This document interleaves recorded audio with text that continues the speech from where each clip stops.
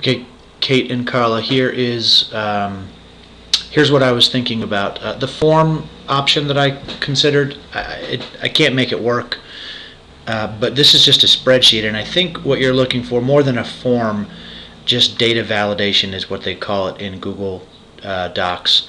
This is actually a spreadsheet. I tried to do it in Google Docs itself versus spreadsheets, and to see if in the table here, if this could act like a cell and we could do data validation in here, but that is not the case. I couldn't figure that out, and I don't see anybody talking about that, but they do have data validation in cells. So just a matter of the work here is going to be figuring out, and I think it's kind of upfront work, and in the end, if it's helpful to do that work, once you see what this can do, it might be worth it. I don't know how many separate templates you have, and I certainly will help with it, but I don't want to go down the road of doing a whole bunch of them if you're not going to use it. So what I mean by this is you can take the spreadsheet itself, kind of format it as you want. Now, it's harder to do than it is in Google Docs to make it just have the language that you want, but essentially your report card is really just a series of cells. So if you can take the time to figure out how to take a spreadsheet and kind of put all that information in there, and then I'll show you how to do the data validation part.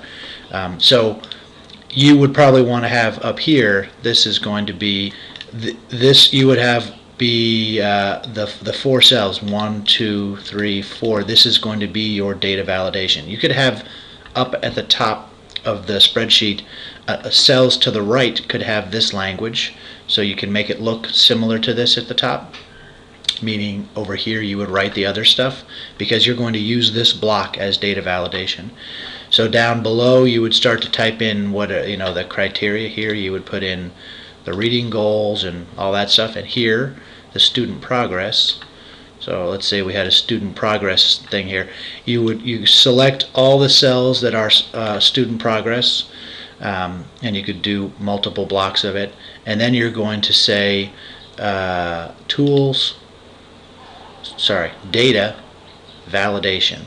So for those cells that we just selected, we're going to say choose the criteria items from a list. There are different options that you have here. We're going with items from a list, and I've already selected it, so it's there, but you would click on this little button to select a range, and this is where I'm going to just highlight these 4, and it creates that range for you. You say OK and save, and now when you go back into these cells, you see it's got that value. If I go over here to the right, it doesn't have it, but the cells that I selected, it's going to have this little drop down button, and I can choose one of these things.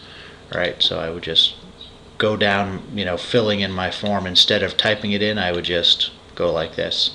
So that is I think what we have to offer. Unfortunately, it's not more than that, and again, it's a lot of the work is going to be in creating the format for a template, and then once that's done,